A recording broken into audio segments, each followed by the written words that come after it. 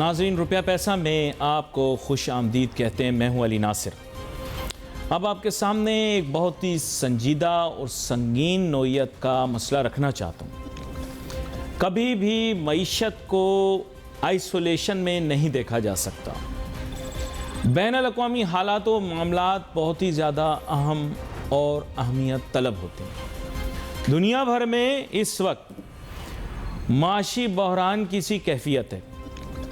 महंगाई में बड़ी तेज़ी से इजाफ़ा हुआ है। इसकी वजह ऐसा तस्वुर किया जा सकता है कि पैंडेमिक, क्योंकि पैंडेमिक में, और ये भी मैं बता दूं कि कोरोना की नई नस्ल जो है वो भी अब फैल रही है, लेकिन मेरे ख्याल से अभी थोड़ा जल्दी होगा कि मैं आपको पैनिक करूं उस पर या परेशान करूं।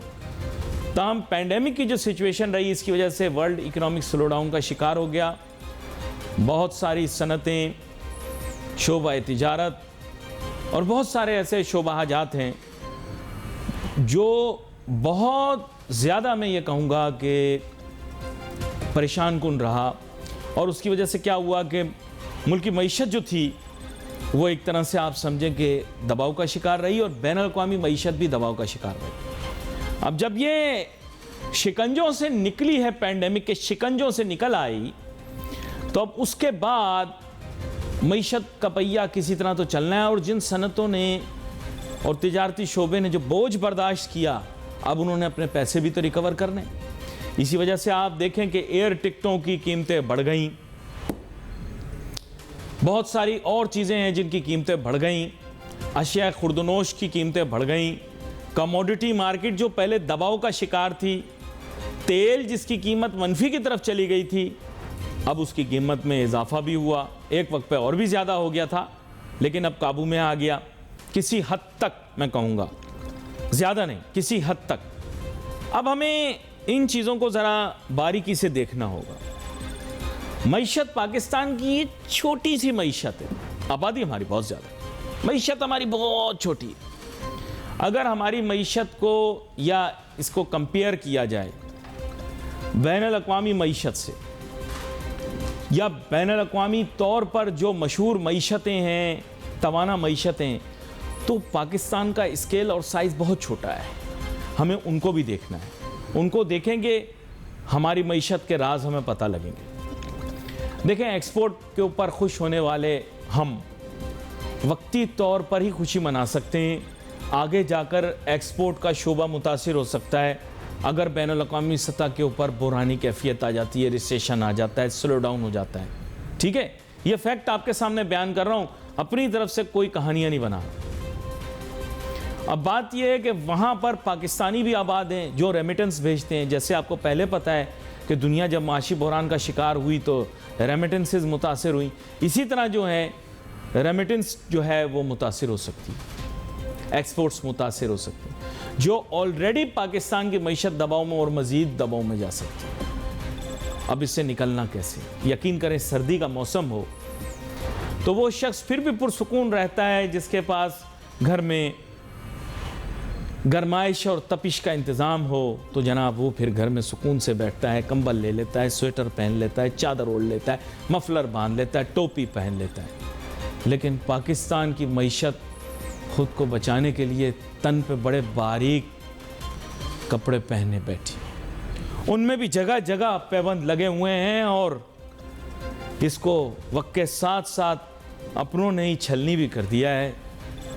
उसकी वजह से मसला ये है कि अगर सर्दी की शिद्दत ज़रा सी भी बढ़ती है तो उसका असर ज़्यादा महसूस होता है पाकिस्तान को, पाकिस्तान की मईशत को, पाकिस्तानियों को।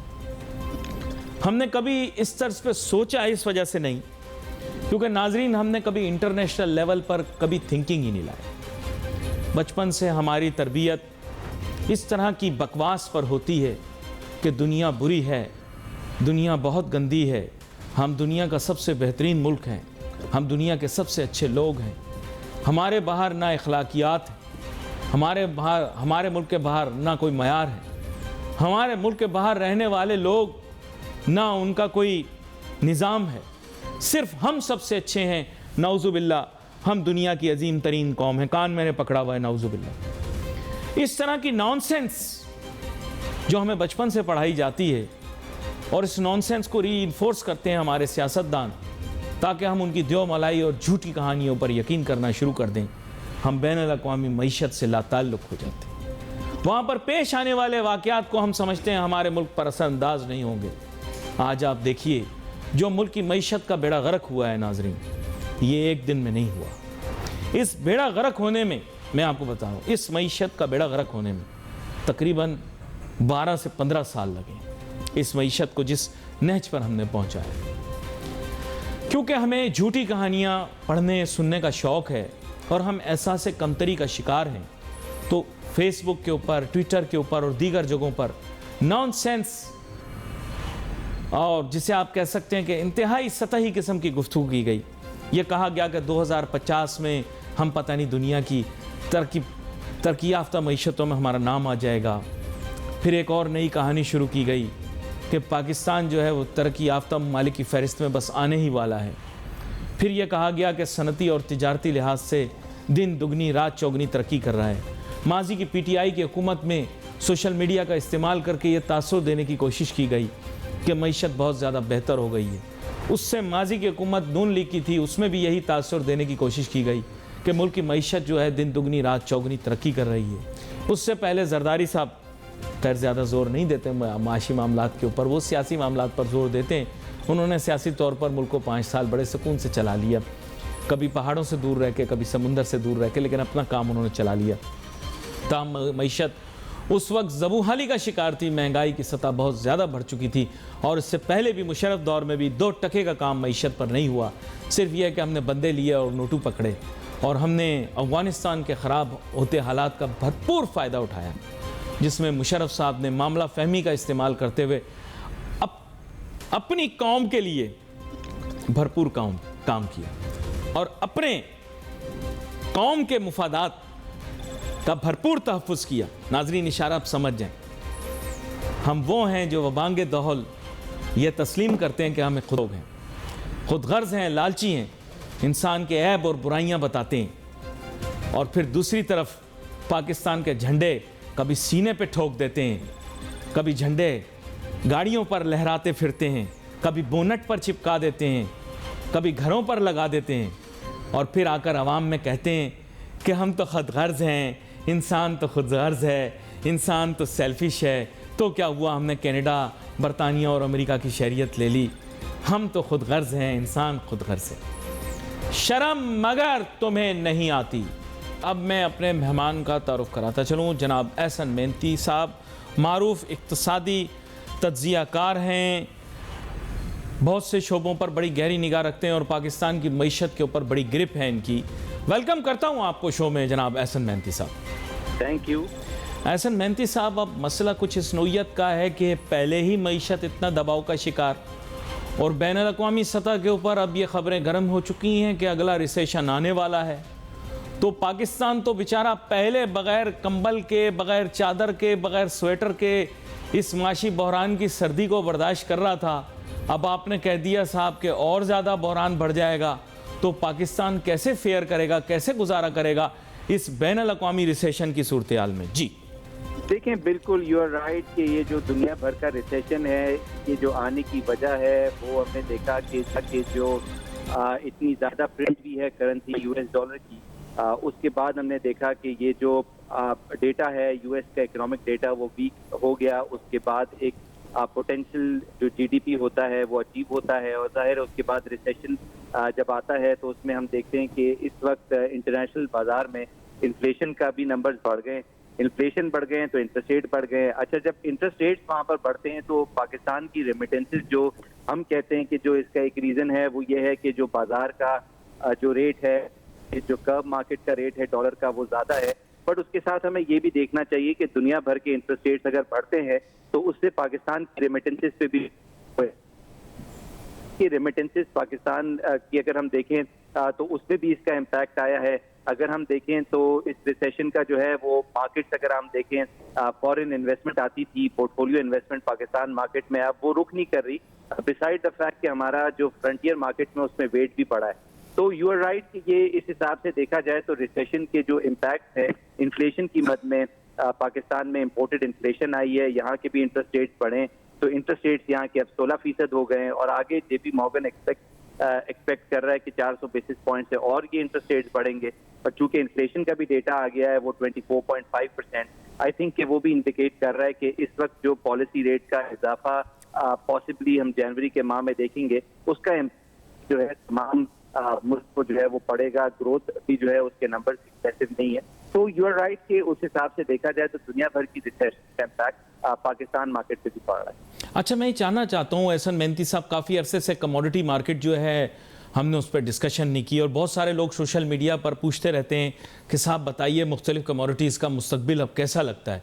मैं चाहूँगा कि आप इस बारे में भी तफसीली तौर पर बताएं, क्योंकि पाकिस्तान के अंदर आपको पता है कि लोग कभी कहीं रुख कर रहे हैं, कभी कहीं रुख कर रहे हैं। जी देखिए, ये जो ग्लोबल रिसेशन हमने देखा उसके बाद हमने देखा कि काफी हद तक कमोडिटी प्राइसेस के अंदर गिराव देखा गया, लेकिन पाकिस्तान जो मार्केट है उसके डायनामिक्स बिल्कुल डिफरेंट है। हमारे यहाँ जो डॉलर है उसकी अवेलेबिलिटी नहीं है। वी वर नॉट एक्सपेक्टिंग कि इस रिसेशन के साथ पाकिस्तान के पास डॉलर का शॉर्टेज इस हद तक आएगा कि IMF प्रोग्राम के अंदर भी हमें बड़े प्रोग्राम नहीं मिल रहे। उसके साथ हम देख रहे हैं कि जो पुराना हमारा डेट है, एक्सटर्नल डेट, वो भी हमने वापस करना है। तो आई थिंक ये अनप्रेसिडेंटेड है। ये सारे मामला जो हैं अगर हम देखें तो ये काफी नुकसान हमें उठाना पड़ रहा है, ये जो डॉलर की अनअवेलेबिलिटी है। और आई थिंक कि अगर हम इस हिसाब से देखें तो पाक रुपी काफी ज्यादा वीक हो रहा है। जब ये वीक होगा तो सर्टनली जो है उसका इकोनॉमिक नंबर्स पे इम्पैक्ट आएगा और वही चीज हम देखते हैं। अच्छा, यहाँ पर एहसन मेहनती साहब, आपने खुद ही कहा कि पाकिस्तान के अंदर फॉरेन पोर्टफोलियो इन्वेस्टमेंट तो अब बहुत कम हो गई, लेकिन फॉरेन डायरेक्ट इन्वेस्टमेंट तो मेरे ख्याल से तकरीबन ना होने के बराबर ही तस्वुर की जाएगी। हमारी इकॉनमी को तो वही बचा सकती है, माहिर माशियात तो यही कहते रहे माजी के अंदर, तो अब उसकी गैर मौजूदगी के अंदर कैसे पूरा करेंगे? देखिए, एक सिल्वर लाइनिंग इस वक्त नजर आ रही है जो कि तमाम जो फंडामेंटल्स है ठीक है। अगर आप देखें इंटरेस्ट रेट भी देख लें अगर, तो वो बढ़ते हुए नजर आ रहे हैं, जिससे इकोनॉमिक एक्टिविटी कम होगी, आगे ग्रोथ के नंबर भी इंप्रेसिव नहीं है कोई खास। लेकिन एक सिल्वर लाइनिंग नजर आ रही है, वो बेसिकली जो है सीपैक की मद में नजर आ रही है। दिस वाज द गवर्नमेंट जिसने इनिशिएटिव किया था सीपैक प्रोजेक्ट का। और अगर हम देखें तो सीपैक प्रोजेक्ट जो है अगर हम उसके अंदर कोई फॉरवर्ड हम देखते हैं तो उसमें सऊदी अरेबिया भी जो है वो एंटर हुआ है, टर्की, ईरान। आई थिंक कि ये तमाम फोकस है वो वहाँ पर सीपैक के रिवाइवल पर है। तो आई थिंक कि अगर हमारे पास कोई $10 बिलियन की सऊदी रिफाइनरी जो कमिटमेंट्स हैं, कोई $6 बिलियन के अपने कमिटमेंट से, सऊदिया के $3 बिलियन के डिपॉजिट हैं, $3 बिलियन चाइना देगा डिपॉजिट का। तो आई थिंक कि 16-17 बिलियन डॉलर जो है वो नजर आ रहे हैं अभी, जो कि आराम से पाकिस्तान को 2 साल दे सकता है। तो आई थिंक कि ये जो इस वक्त सिचुएशन है, जाहिर है चाइना से पैसा जब आएगा जब हम सीपैक की हमारी डेवलपमेंट होगी, और इसी तरीके से जो पैसा हमें सऊदिया से मिलेगा उसका भी जो है वो फोकस सीपैक का जो की डेवलपमेंट्स होती हैं उस पर है। तो आई थिंक वी आर कुछ हद तक हम देखें तो हम प्रॉब्लम में हैं, बट इस वक्त ब्लेसिंग है कि गवर्नमेंट जो है, जिस वक्त जो रूलिंग गवर्नमेंट है और रूलिंग जो फाइनेंस मिनिस्टर है, उनका सीपैक से काफी ज्यादा उनका जो है तजर्बा है। और आई थिंक कि इसकी जो रिवाइवल है उस पर जो है वो खुद भी वर्क कर रहे हैं। और आई थिंक कि ये एक अच्छी सिल्वर लाइनिंग जो है वो हो सकती है इस मुल्क के लिए, कि गोइंग फॉरवर्ड जो है ये प्रोजेक्ट अगर रिवाइव हो जाता है, वहाँ पे हमारे ग्रोथ नंबर्स भी इंप्रूव हो जाएंगे और वहाँ पे हमारे पास FDI के नंबर्स भी आ जाएंगे, जिसका आपने तस्करा किया कि वो ना होने के बराबर। अच्छा, लेकिन इफ्स एंड बट्स बहुत हैं। इशू ये है कि if we go for CPEC then IMF will push us.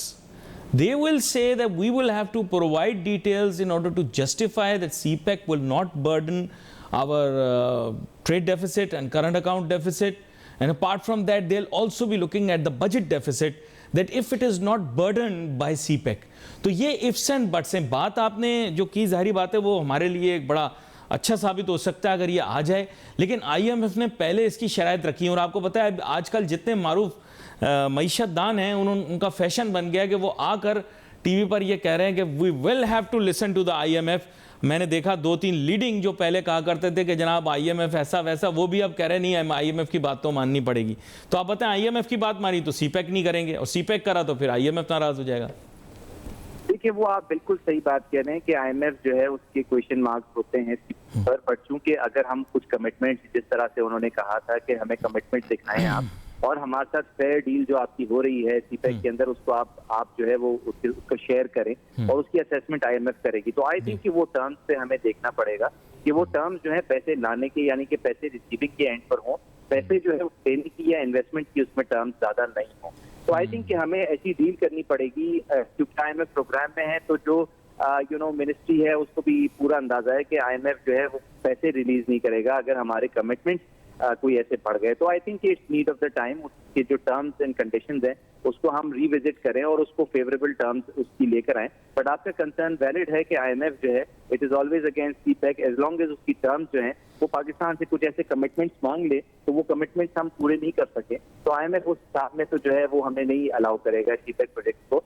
But at the same time अगर वो टर्म्स कुछ इन्वेस्टमेंट ओरिएंटेड हो, पाकिस्तान में पैसा आ रहा हो, जो नेशंस हैं उनकी कमिटमेंट्स हो, आई थिंक कि वो IMF को जो है एक्सेप्ट कर लेगा। बट ऐसे कमिटमेंट्स ना हो जिसके अंदर अनअवेलेबिलिटी ऑफ डॉलर्स हो और साथ में हमने कमिटमेंट्स कर दिए हों बड़े डेट के, तो FDIs अगर आती हैं तो वो हमारे मुल्क के लिए भी अच्छा है, वो हमारे मुल्क के लिए अच्छी है। सर, मॉनेटरी पॉलिसी के मुतालिक जो बात मैंने की थी वो सच साबित हुई और हुकूमत को यही फैसला लेना पड़ा, जाहिर बात है, मॉनेटरी पॉलिसी की तरफ कि इंटरेस्ट रेट को थोड़ा हाइक किया जाए, पॉलिसी रेट को थोड़ा बढ़ाया जाए।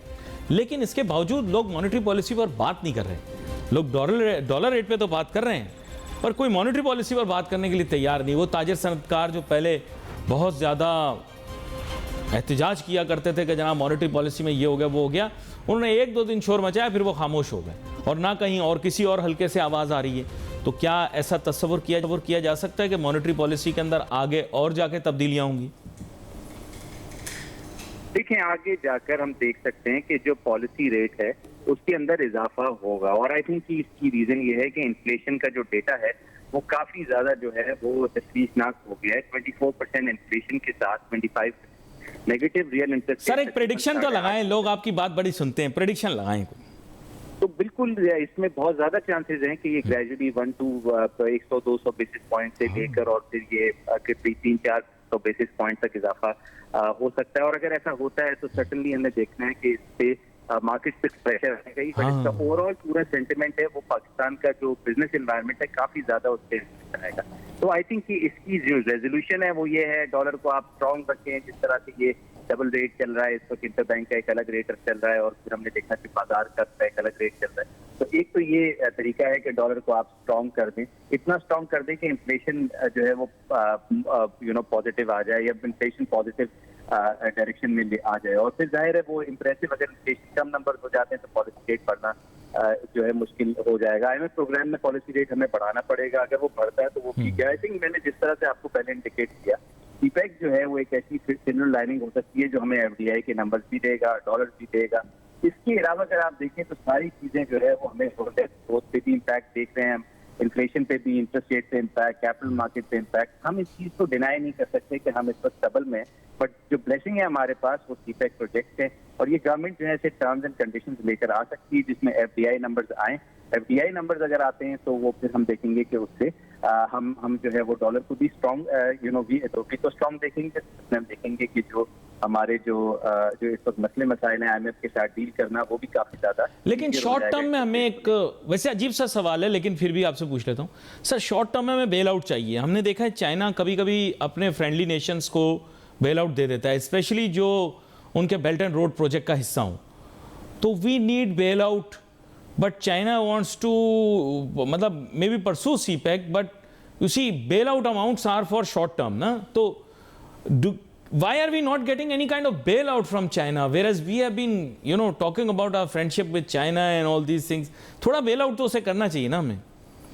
देखिए, बिल्कुल इमिनेंट है। चाइना का डिपॉजिट तो आ गया था $3 बिलियन का, $3 बिलियन का और डिपॉजिट जो है वो इमिनेंट है। तो आई थिंक कि जिस तरह से जो आप इंडिकेट कर रहे हैं बेल आउट का, अब जाहिर है वो तो उनको अपने भी हिसाब से देखना पड़ता है क्योंकि चाइना का अपना 1.1 ट्रिलियन का डेट है, एक्सटर्नल डेट है और 300 अगर आप देखें तो 11 ट्रिलियन का डॉलर का डेट है और 3 ट्रिलियन का जो है वो डॉलर डिपॉजिट है। तो चाइना तो खुद US डेट के अंदर है, तो वो हमारी हेल्प करेगा।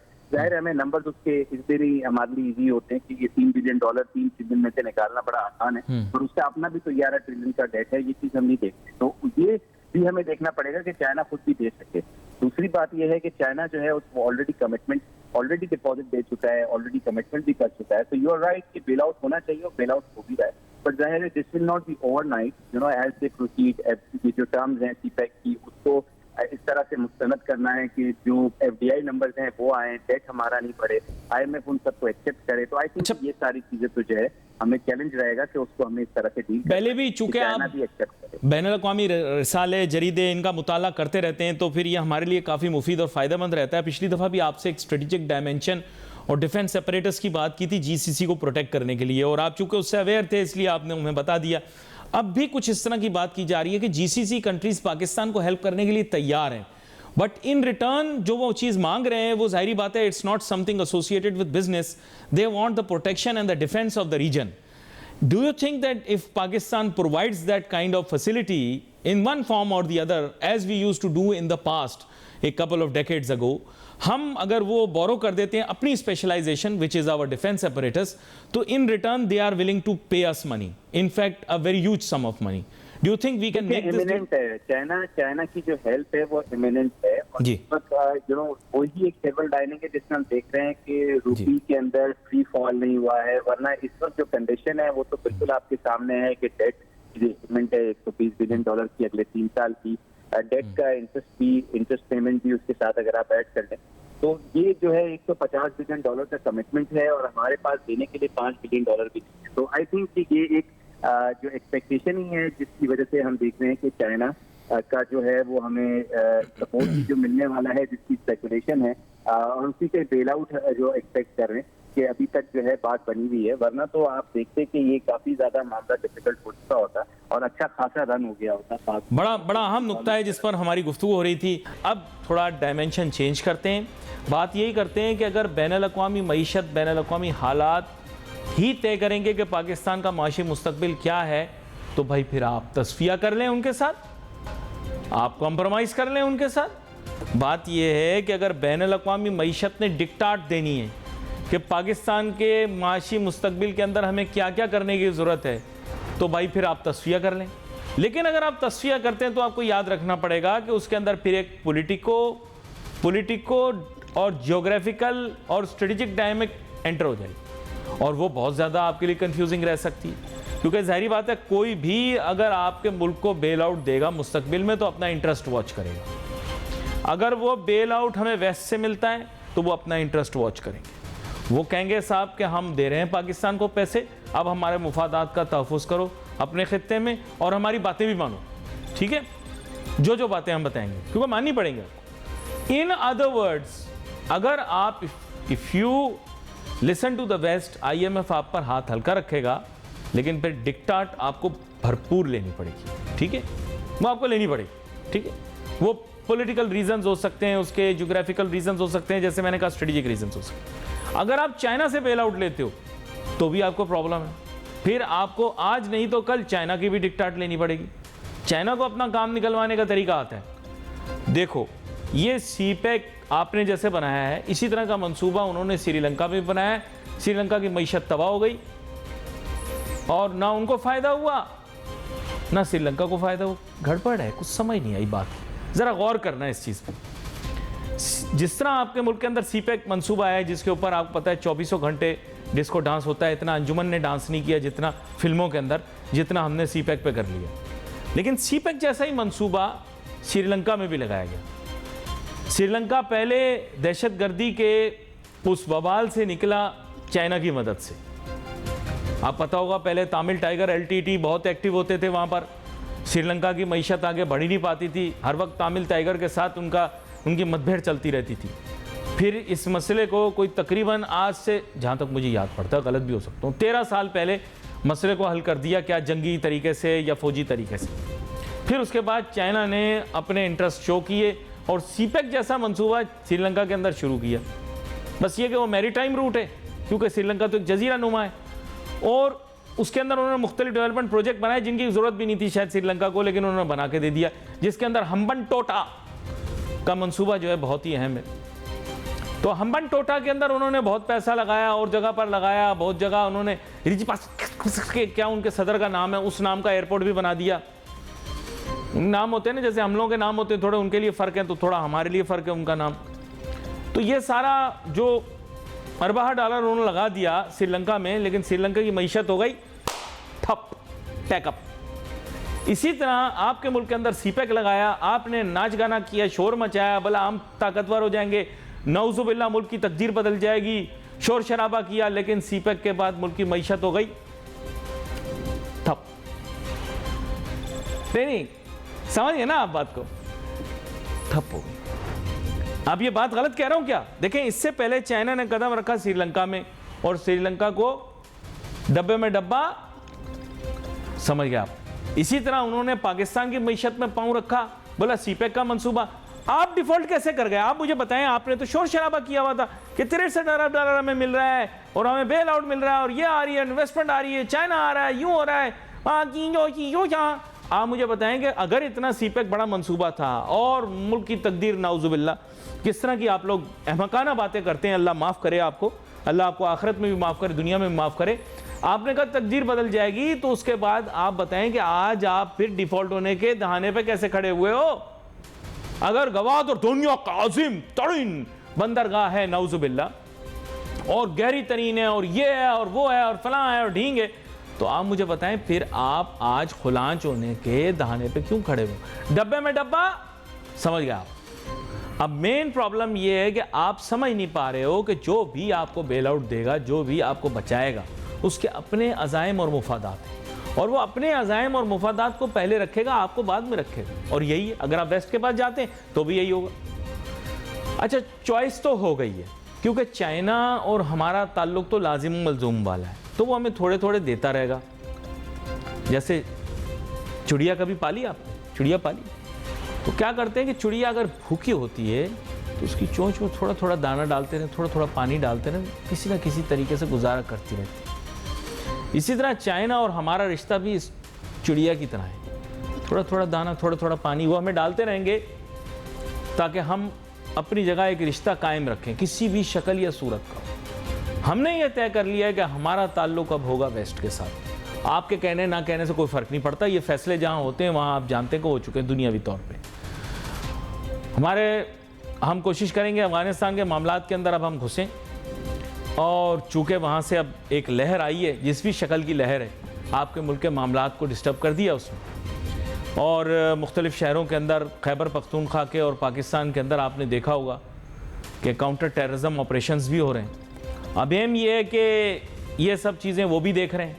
वेस्ट ने ये कह भी दिया है कि हम आपकी भरपूर मदद करेंगे और आपको भी पूरा हक हासिल है कि आप अपनी मदद, आपके तहत भी इन दहशतगर्दी के वाक़यात पर रिएक्ट करें।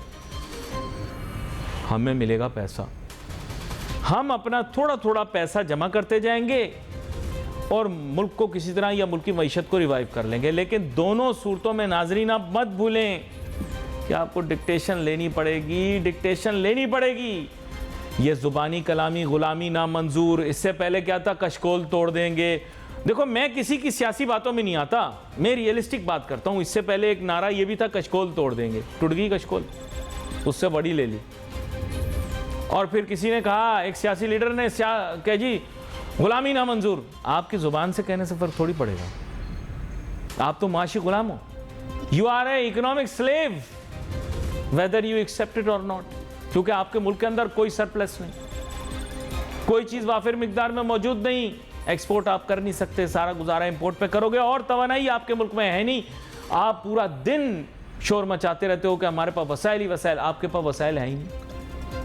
आप इंटरनेट पे चले जाओ, वसाइल की डिटेल आपको मिल जाएगी। मैं झूठ बोल रहा हूँ?